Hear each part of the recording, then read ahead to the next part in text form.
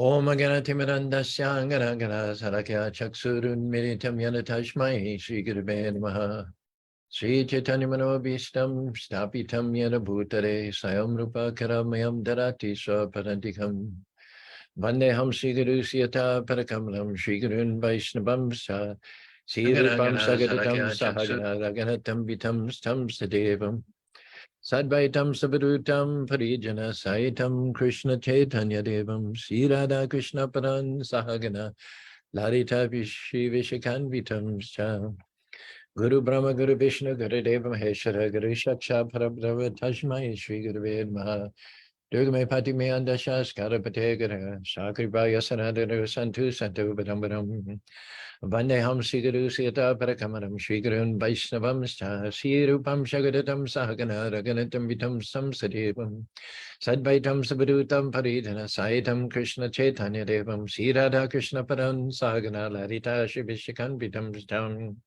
Om Narayanaya Vidmahi Vasudevaya Dhimahi Tano Vishnu Prachodhyate Om Mahadevi Cha Vidmahi Vishnu Padnyati Dhimahi Tano Lakshmi Prachodhyate Mahalakshmi Namastubhyam Sare Sare Hari Pre Namastubhyam Nyarine Tapti Kanchana Gaurangi Radha Vindavaneshware Vishavanasute Devi Pranamani Hari Priye Nama Om Vishnu Paraya Krishna Pastaya Bhutale Shrimati Bhakti Vedanta Swami Tinamane Namaste Saraswati Devi Gauravani Pacharine Nirvishesa Sunyavati Praskada Desatarine Sri Krishna Chaitanya Prabhu Nityananda Sri Advaita Gadadhar Shiva Sri Gaur Bhaktivinoda Hare Krishna Krishna Krishna Hare Hare Hare Rama Rama Rama Hare Hare.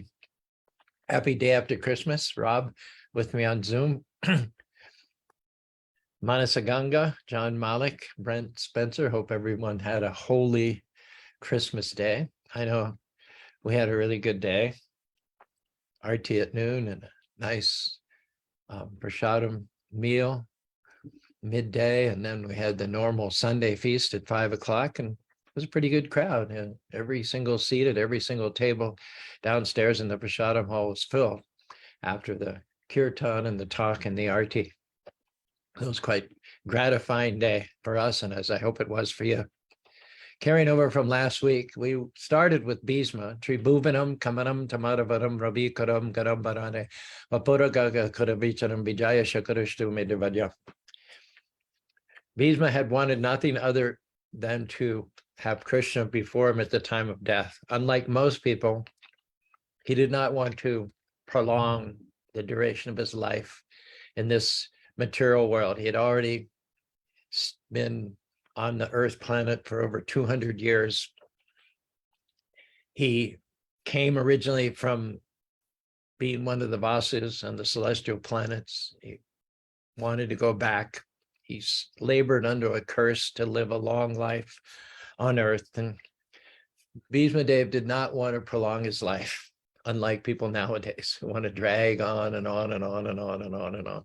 He wanted to finish his life and go back to home, back to God. It's so much so, in fact, that prior to the Kurukshetra war, at one point during the Kurukshetra war, when Arjuna went to him, Arjuna was like his son. Bhisma had mentored all of the Kauravas. Arjuna was his favorite. And Arjuna went to him and said, "Grandfather, I know that although you're fighting on the opposite side, I know that your sympathies are with us. I know that you want us to win the war. I know that you want to quit your body and go back to from whence you came. So would it be unreasonable of me to ask you if you would share with us the secret of how to kill you?" Now, if someone came up to you and said, "Could you tell us how we could kill you?" we wouldn't receive that welcomingly. Or Bhisma did. Bhisma smiled. This was the question he wanted to hear. Other than his giving the secret, nobody could kill him. He had all the celestial weapons. He'd been trained by none other than Parasuram, the incarnation of God. He was a powerful, devoted servant of the Lord. There didn't appear to be any niche in his armor whereby he could be brought down. And he was killing 10,000 Pandava soldiers every day. Pandavas simply just weren't going to win the war unless they find a way to kill Bhishma. And Bhishma wanted the Pandavas to win, and he wanted to give up his body. So you might say it was a win-win situation. And when requested by Arjuna, Bhishma gave Arjuna the means whereby he could kill him by standing behind Sikadin and shooting his arrows. And from the story of Bhishma, who gave his enemies, or at least those who confronted him on the battle Kurukshetra, the means to kill him, there's a parallel between the devotee Bhishma, who fought on the opposite side, who fought on the side of darkness against the side of light by Krishna's arrangement. There are a number of parallels here. Vrtrasura is also a devotee, Chitraketu by name in his last life. He was unfairly cursed by the consort of Lord Shiva, Parvati, to take birth as a demon for an insult that he really hadn't spoken. Shiva told his wife Parvati, after she cursed Chitraketu, Shiva told his wife that you misunderstood it. His was not an offensive statement. He's not guilty of any offense. So not having been guilty of any offense, he was cursed to take birth as a demon. You'd think it was an unfair situation. You'd think one would appeal or one would complain, but he didn't. He accepted everything as the mercy of the Lord. There was a reason that the Lord wanted him to take birth as a demon, and he wasn't going to rant and rail and complain. At that point, Shiva said to Parvati, Narayana Parasarve. Look at the unique mentality, attitude of devotees, nakutashtana vibhiti. They have no desires, and because they have no desires, there's no way to frustrate them. There's no way to make them euphorically happy. There's no way to make them down and depressed. They're always in equanimity. They have only one desire, and that is to serve the servants of the servants of the servants of Radharani, who serves Lord Sri Krishna. And if they can do more service in a hellish situation than they can do in a heavenly situation, then they would rather go to hell than go to heaven. Narayana Parasarve Nakushan Shabhavgata Abhitulya Darshana. Devotees are unshakable, imperturbable. The only thing that could upset a devotee is to threaten to take away their service to the Lord. That's the only tipping point for a devotee. Otherwise, you can't budge them. They're happy, they're smiling, they're positive, they're excited, they're doing good to others even when others aren't doing good to them. Aho ananta dasanam mahatvam drishna madhyame krita shangi chitad brajan mangalani samyeshashem. Durvasa Muni, after having been saved by the devotee Ambarish Maharaj from the burning Sudarshan chakra of Lord Vishnu, he says, Aho Ananta Dasam. Today, I've become aware of the unlimited glories of devotees. Aho Anantam Dasanam. I tried to do harm to Maharaj Ambarish. I conjured up a fire weapon, tried to burn him for what I perceived was an offense, but which was not actually an offense. Just like Chitraketu had very mildly accepted the unfair curse of Parvati. Similarly, Maharaj Ambarish accepted very mildly the curse of Durvasa Muni. He even claimed responsibility for that. He claimed to be deserving of that curse, similar to Chitraketu. And when Durvasa Muni came back after 1 year of trying to evade the Sudarsana chakra of Vishnu, which had counteracted his own fire weapon, Maharaj Ambarish not only called off the Sudarsana chakra, but he apologized to Durvasa Muni.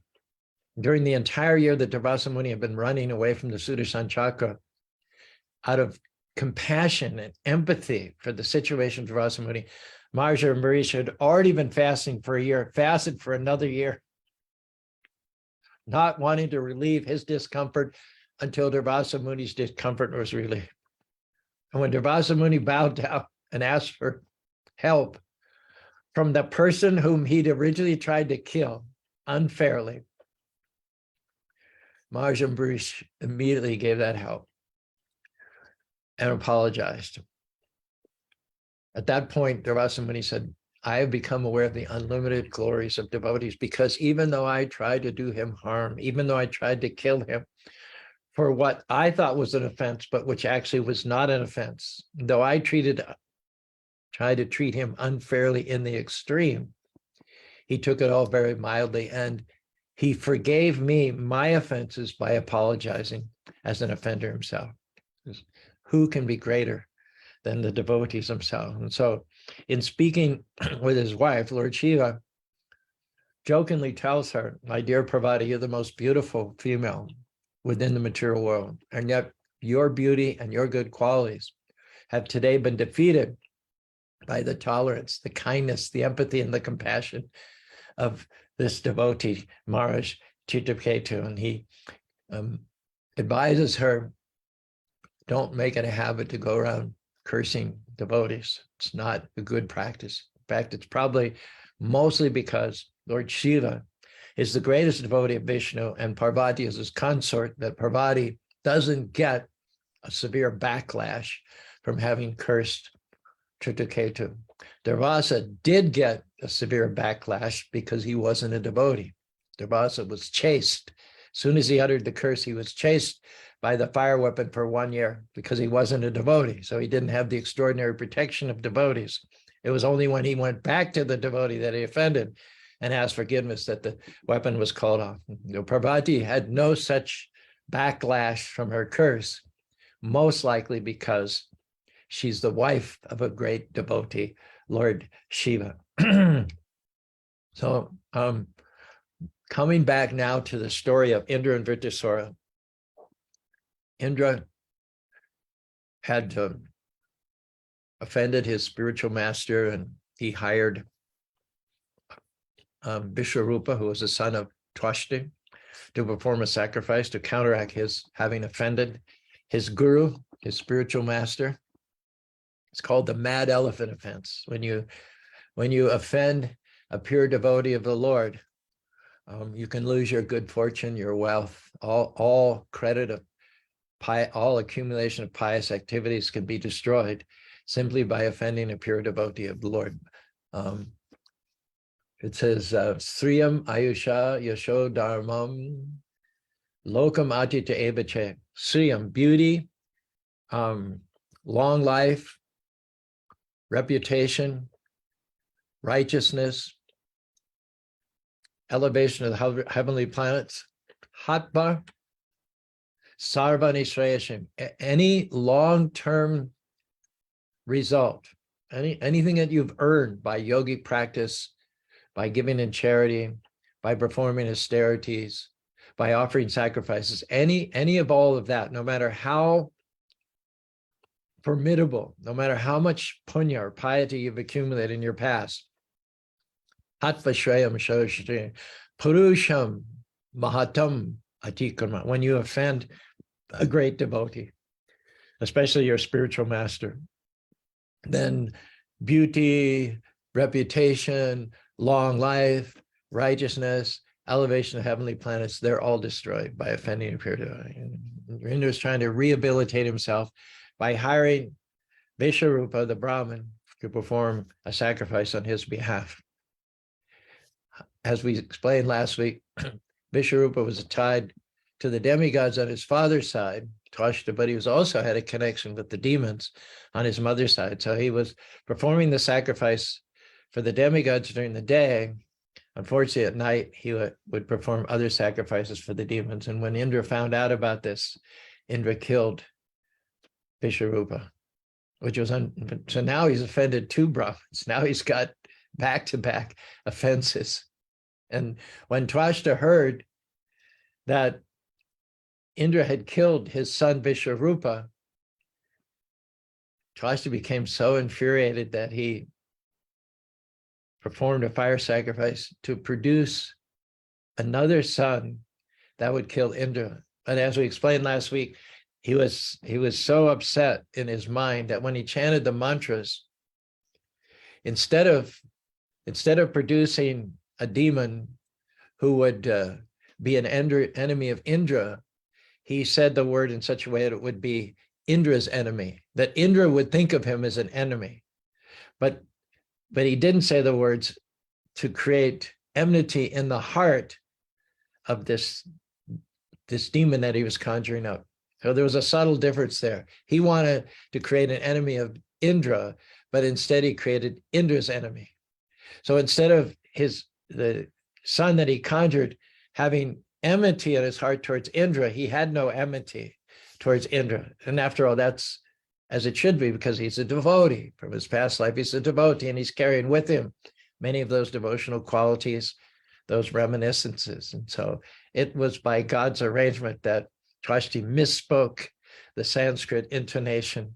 And instead of creating someone who was an enemy of Indra, the wording came out in such a way as he would create Indra's enemy. That means Indra saw him as an enemy, but he didn't see Indra as an enemy. I hope you can follow that. As he's offering oblations into the fire and trying to create this enemy of Indra, it is said this huge demon, this Asura, came out of the fire, and he grew so fast. The example is given: if you shoot arrows in all the four directions, north, south, east, and west, those arrows would just go out at a very high speed, faster than practically the eye could follow. And so he grew that fast, and he grew that big. Imagine, shooting with 100-pound bow and pulling it back as far as you can and releasing. That arrow would go way, way up, hundreds and hundreds of yards in the air. And if you did multiple arrows, they would go in all directions. So that quickly and that hugely, the demon came because of his covering everything. He covered the clouds, he covered the sun, he covered the sky. Wherever he went, he would throw everybody into shadow. He became known as Vrtrasura, and Vrta means who covers everything. And it's explained that he was bright, he was lustrous, as an array of evening clouds reflecting the rays of the setting sun. It is said that his beard and bodily hair were the color of melted copper, kind of red hairish. A lot of the Asuras, as a trivial point, have red hair. His eyes were bright and piercing, like the midday sun. You can't look at the sun in the sky with your naked eye. It'll cause physical pain in your eye. Similarly, Vrtrasura had such presence and such piercing eyes that nobody could hold his gaze. If Vrtrasura was looking at you, you had to look away. Literally, it would be painful to meet him eye for eye. And he appeared unconquerable. He started dancing and shouting in a loud voice. And as he did so, he made the entire surface of the earth tremble and quake, as if there was a 20-point earthquake happening. It said when he yawned, he seemed to be swallowing the entire sky with his mouth. And his mouth was deep as a cave. He seemed to be licking all the stars in the sky with his tongue and eating the entire universe with his long, sharp teeth. Naturally, seeing this demon, everybody began running away in fear in different directions. As soon as the demigods came up, they were arrayed in battle to protect Indra. And they saw Vrtrasura. They began to quake in fear. But the first part of the battle went in their favor. The demons started turning their backs against their enemies and running away. At that point, Vrtrasura shouted out, and as the demons were turning their backs and running, the demigods were chasing them, cutting them down from behind. This was very displeasing to Vrtrasura at the highest standard of morality and integrity. He said, Kimva uchitir matur. He said these demons, he was trying to rally the demons and get them to stand against their enemy. And he said, a warrior who's been trained to fight, who turns his back on the enemy, is no better than stool. He's no better than stool. He's no better than urine. Urine and the sun, salmon, come from the same channel. So if one is neither devotee nor does one do one's duty as a warrior in battle, but turns his back on the enemy is no better than stool. And then he turns to the demigods and he says, Shargatam apisura manina. He says, and anyone who kills an enemy is afraid and running away is also disenfranchised from going to the heavenly planets. It's believed that a Kshatriya who kills his enemy in fair combat, face to face, or who alternately dies by the weapons of his enemy in a face-to-face confrontation, he's elevated to the heavenly planets. But Vrtrasura chastises the demigods for running down the demons and cutting them down from behind. He says, if you do this, you'll never get honor. You'll never get elevation to the heavenly planets. You have to fight only those enemies who are not afraid, only those enemies who are facing you. And keeping to his own code, at one point during his subsequent fight with Indra, Indra was hit in the hand and the cheek by Vrtrasura, and as a result, he dropped his thunderbolt. Now, Vrtrasura could have taken advantage of that opening, of that lapse on Indra's part, and moved in quickly for the kill, having had him at a disadvantage. But Vrtrasura stepped back and very chivalrously invited Indra to take a break, catch his breath, recoup, pick up the thunderbolt, and come at him again. These were the codes of chivalry that Vrtrasura's demon followers had abandoned, and on the other side, the demigods had abandoned. But Vritra alone, amongst all the warriors, the combatants there, he stuck strictly to the codes of impeccable behavior. His purpose was not to win a worldly kingdom. He was not motivated by lust or envy or greed or acquisitiveness. All he wanted to do was quit his life and go back to home, back to God. In this way, he was just like Bhisma. Bhisma only wanted one thing to do. Bhisma was so eager to quit his life that he even told Arjuna the only means whereby he could kill. Vrtrasura is pretty much at the same point here. He's gained the upper hand eventually. The demigods themselves have lost heart. The battle lasted for over a year.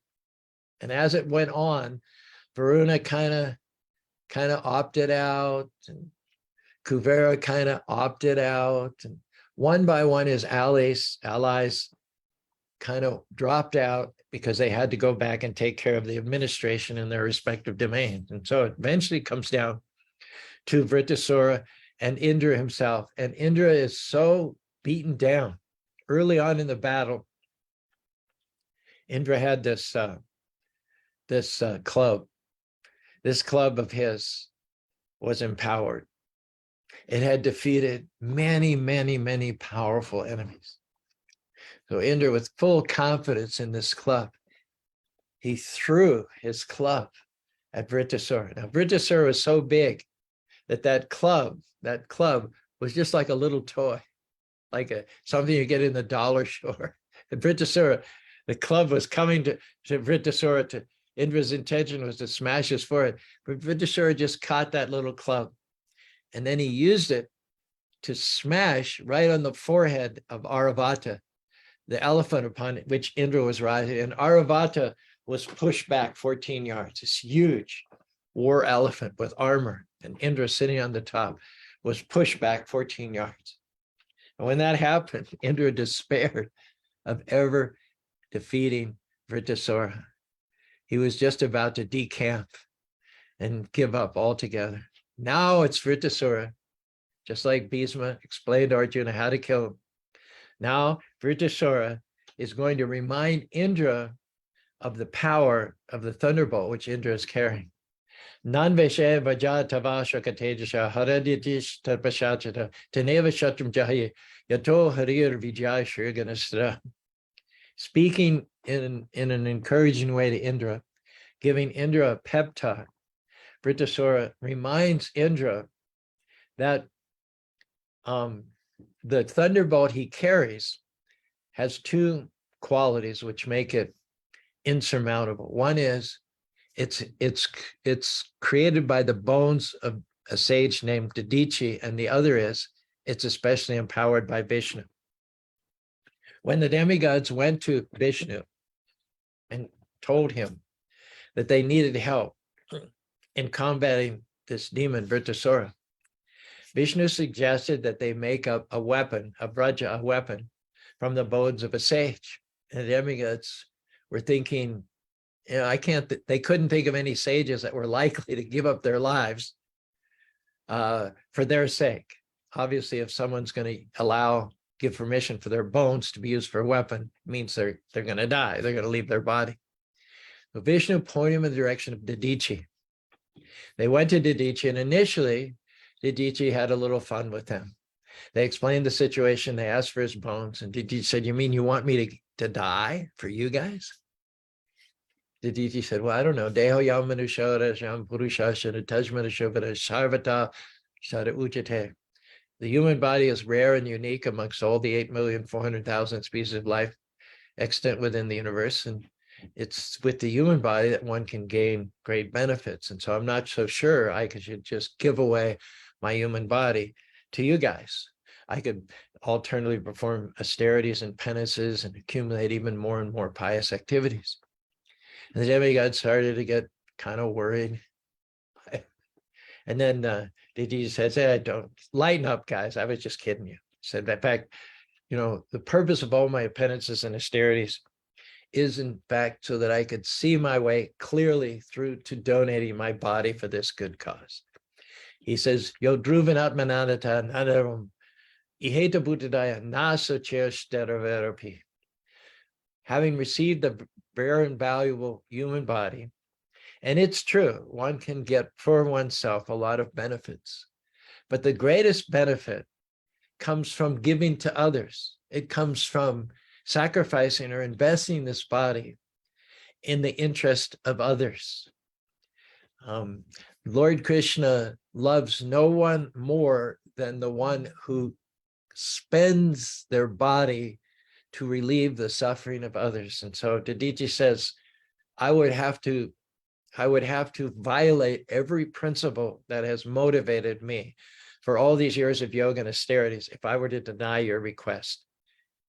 Thank you very much for approaching me and offering me this golden opportunity, this golden door through which I can spend my body, I can invest my body to save the demigods from the demons and get the favor of Lord Vishnu. And he said, please, without any further ado, take my body.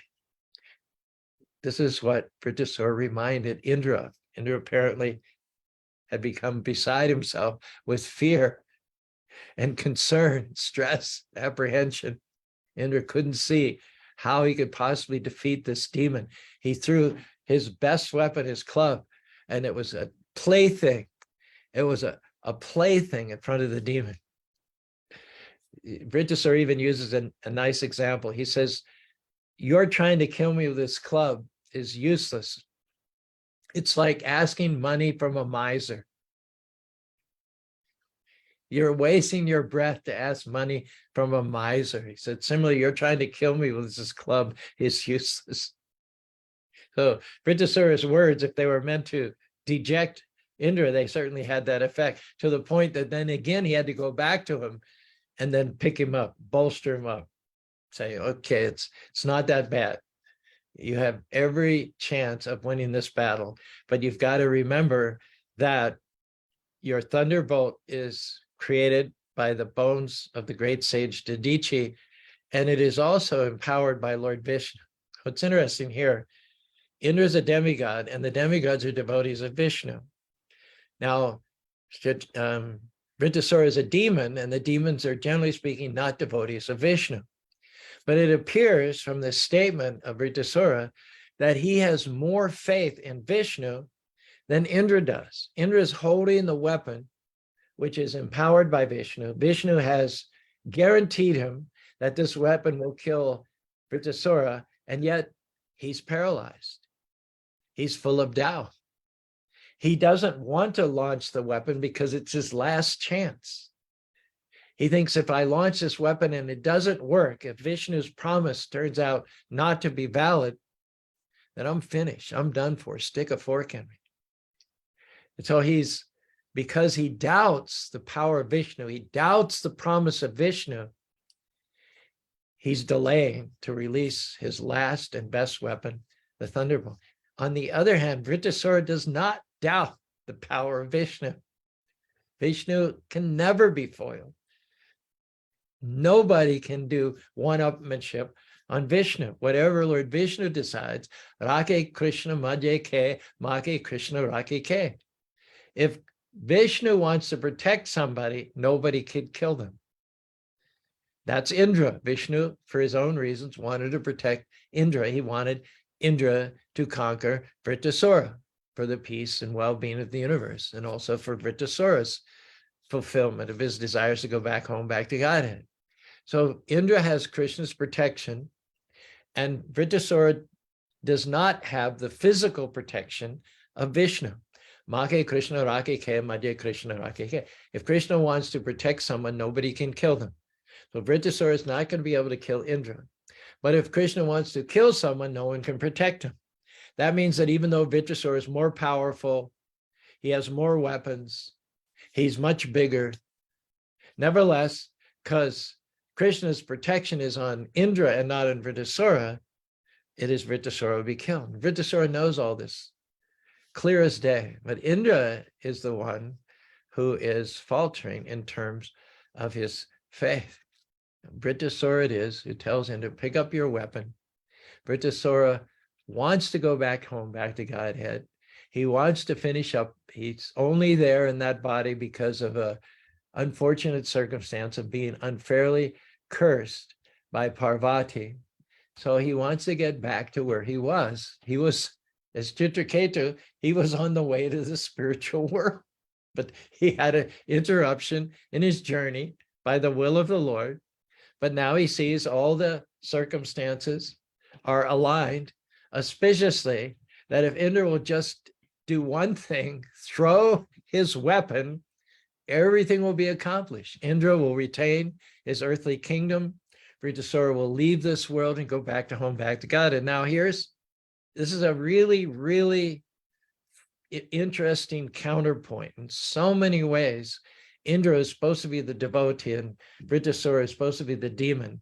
They complement each other in so many ways. They set off each other's strengths and each other's shortcomings. Now, Indra, he's worried that he might lose his material opulences. He's worried that he'll have a decrease in the standard of his living. He's surrounded by Nandana gardens in the Indraloka. He has dancing girls. His wife is Sachi, completely beautiful. He has the servants. He's known as the king of heaven. He's the wielder of the thunderbolt. Indra just wants to preserve the status quo. He wants to stay in the material world. Even though he's a devotee, he's a mixed devotee whereby he's attached to the perks that come from devotional service for those who are not interested in liberation. So it is Indra who's not interested in ultimate liberation. He's not interested in divesting himself of material possessions. Those material possessions are themselves a disqualification for going back home, back to Godhead. Now, Vrtrasura could have easily killed Indra. He could have occupied Indra's throne and he could have lived like a king. But he recognized that that would be counterproductive for his going back home, back to Godhead. Pumsam kidakanta diashakanam yad sampano dibi bumora shaha naryatyo dveshu dvegariya madhyagaras fisham shabam. He says, unlike Indra, I don't want anything. I'm not of this material world. There's nothing in this material world that can satisfy my spiritual self. I can't take any of that to the spiritual world. Krishna is so kind upon his sincere devotees. He could give his devotees any number of opulences, elevation to the heavenly planets, beautiful residences, income, influence, leverage, beautiful, surrounded by beautiful women and followers. There's nothing that Krishna could not gift his devotees. But in cases where he recognizes that they would, having received those opulences, then become somewhat enamored by them, just like what happened to Indra, and becoming enamored by those opulences, then becoming attached, and then living in fear that they would be taken away, and of having to take so many extraordinary measures to protect them and to maintain the standard of living. This is another word for hellish life, for hellish life. But what's going to happen here is Indra is going to win the battle. Vrtrasura is going to lose the battle. But on the more important level, leaving his body without having taken advantage of material opulence, having consciously bypassed that, rejected the opportunity to become king of the heavenly planets. Vrtrasura is going to leave his body, having been defeated by Indra. He's the victor here, the one who is killed penniless as a demon from having a low birth. He is the one who is going to be victorious. And Indra, who lives as a king with multiple wives and dancing girls and palaces and gardens, he, although the victor physically, is the one who is defeated. He's defeated by the clarity, by the knowledge, by the devotion of this demon, Vrtrasura. Vrtrasura has to finally give Indra a pep talk to convince him that he's got the physical protection of Vishnu and Vrtrasura is not. So he says, translating that earlier verse, "O king of the demigods, since I, your enemy, am standing before you, why don't you hurl your thunderbolt upon me? Although your attack upon me with a club was useless, like the request of money from a miser, the thunderbolt you carry, being empowered by the bones of Vedici and the Shakti of Vishnu, will not be useless. You need not have any doubts about this." Indra is trying to destroy, Vrtrasura is trying to destroy Indra's doubts about Vishnu having empowered the thunderbolt. And although he had doubts, because he could not understand how Lord Vishnu's order never fails, Vrtrasura discerned the ultimate purpose and power behind that which Indra held in his hand. And being eager to be killed by that thunderbolt, which is manufactured according to Vishnu's instructions, he knew that that would be the means by which he could return back to Godhead, back to home. So he encouraged him to use the thunderbolt. He encouraged him to use it as soon as possible. He wanted to die by that stroke of the thunderbolt, just like Bhishma wanted to die by the arrows of Arjuna. And when he hears all of this, Indra's amazed. Remember, Indra's a devotee, he often forgets. So by the words of Vrtrasura, he's starting to realign his priorities. He's starting to get a little sober in mind. And he's starting to get an inkling that the real sage here is his opponent. And the real victor is going to be Vrtrasura. Indra is starting to fall into line. Things are starting to click into place. He's starting to get with the program. So finally, he releases the thunderbolt and it cuts off one of Vrtrasura's arms. And then Vrtrasura slaps him on the cheek, as I mentioned before, at which point he drops the thunderbolt. Vrtrasura could take advantage of that lapse of Indra to finish the battle, even though he had one arm. But he invited Indra to pick up the thunderbolt, have a little rest, and come at him again. After which time, Indra then cut off Vrtrasura's other arm. Vrtrasura's lying on the ground without his right arm, without his left arm.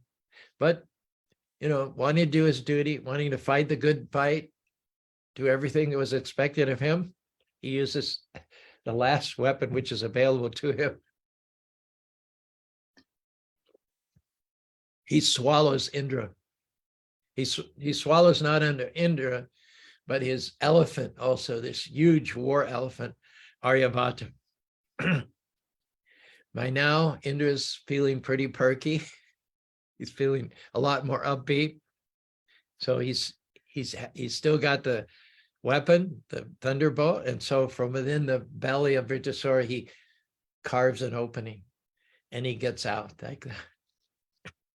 So at this point, Vrtrasura is pretty much at the last gasp. And he says, just like Bhismadev said, Tribhuvanam kamanam banam banam ravi garam debadane vapura kukura vijaya shakurishta medibradyam.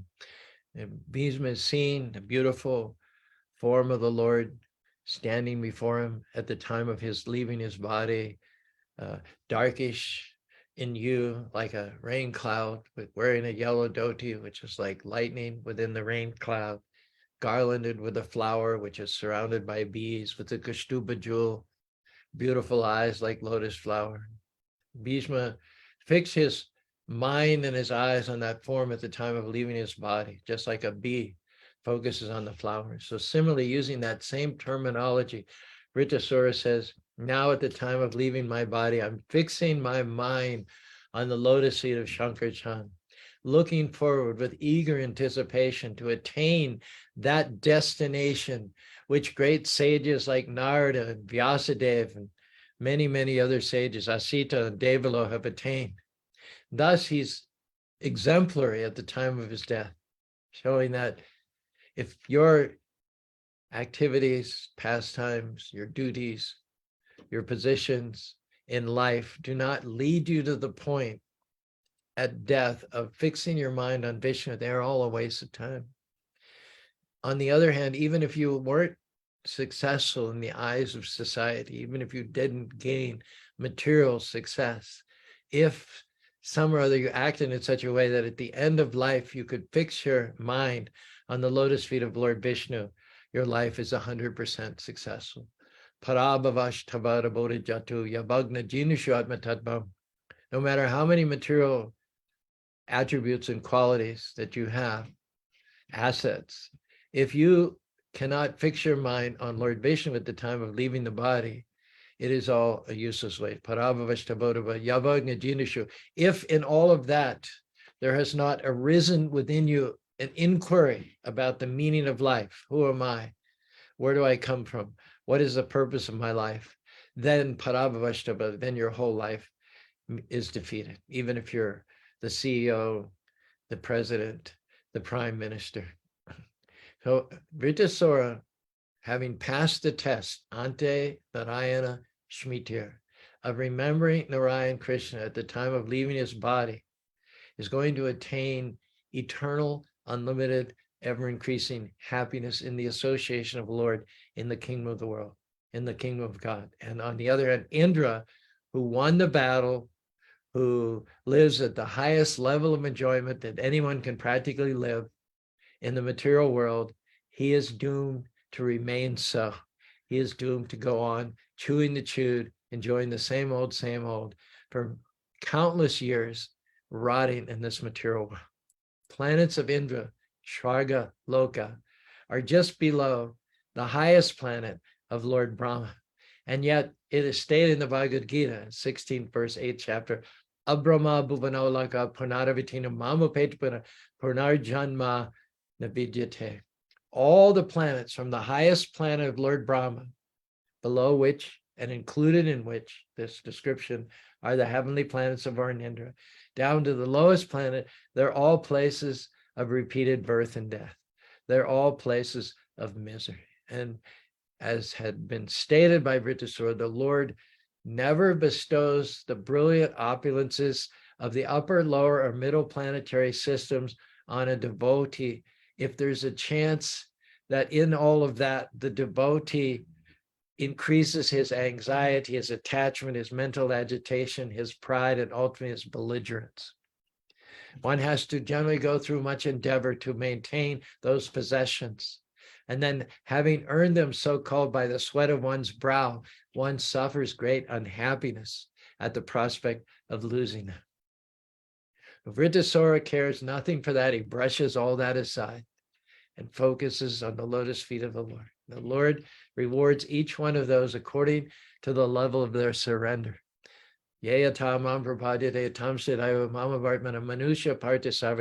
As one surrenders unto me, I reward them accordingly. Everyone follows my path in all respects. So both Indra and Vrtrasura were certainly devotees of the Lord, but the surrender of Indra was conditional upon material opulence. It was the material opulence that Krishna awarded Indra reciprocally with what his desires were. However, Vrtrasura held out. He eschewed material opulences. He held out for the personal association of the Lord in the spiritual world. And Prabhupada explains the Lord was actually more favorable to Vrtrasura because after being killed by the thunderbolt, Vrtrasura would go back to home, back to Godhead, where life is eternal, full of bliss and knowledge, whereas Indra would remain in this material world. And both of them were devotees. So they both got awarded the results of their respective desires. But Vrtrasura never wanted material possessions. He knew very well the nature of material possessions. He knew that to accumulate them, one must work very hard, and one creates enemies, one creates attachments, one creates rivalries. And so if one becomes materially opulent, there are so many concomitant problems. So for Akanta devotees, unalloyed devotees, devotees who are not devotees for any other reason than the service, Krishna seldom provides material possessions. Sometimes a devotee gains material possessions for preaching, but those possessions are not like those of a karmi. So the special mercy of the Lord upon unalloyed devotees is the Lord saves them from a hard labor and consequent anxiety of achieving the results of dharma, artha, kama, moksha, religion, economic development, and sense gratification. If one wants those, the Lord will award them, such as he did for Indra. But if one holds out for param purmata, the ultimate destination of going back to home, back to Godhead, the Lord awards that final, ultimate, unequaled, unique destination to the devotee. That pretty much sums up the difference between Indra and Vrtrasura, and we can examine our own thought consciousness and see on which tendency, which way we're leaning. We probably most of us leaning towards Indra, but we can take our lesson from today's story that we need to purify, and certainly getting the example of Vrtrasura is going to be very helpful to us on that journey. John Malik here on Facebook says, only spiritual life will show you the meaning of life. Only spiritual life will show you the meaning of life. So true.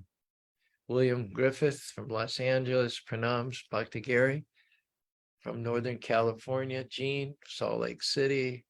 Brent, formerly of Orem, now South Jordan. And Manasa Ganga, also of Northern California. Those are the ones we have with us on Facebook. And we have Rob here on Zoom. Do you want to give us any concluding words, Rob? Hare Krishna, Prabhuji. Can you hear me? Yes, very clear. Okay, just making sure. Okay, so what I got from today is nothing can stay in your way when Krishna helps you save the day. Let's not be fools. Use Krishna's tools. Hold out for the best, forsake the rest. Oh, hold out for the best, yeah, that's a good one. Forsake the rest. And exchange the material for the spiritual. Yes. That's the theme for today. All right. Good spiritual thoughts in the aftermath of the celebration of the appearance of one of the Lord's pure devotees, who also did not mind giving up, sacrificing his life for the benefit of others. We have many examples. So let's follow in their footsteps and go back to home, back to God. Hare Krishna, Krishna Krishna, Hare Hare, Hare Rama, Rama Rama.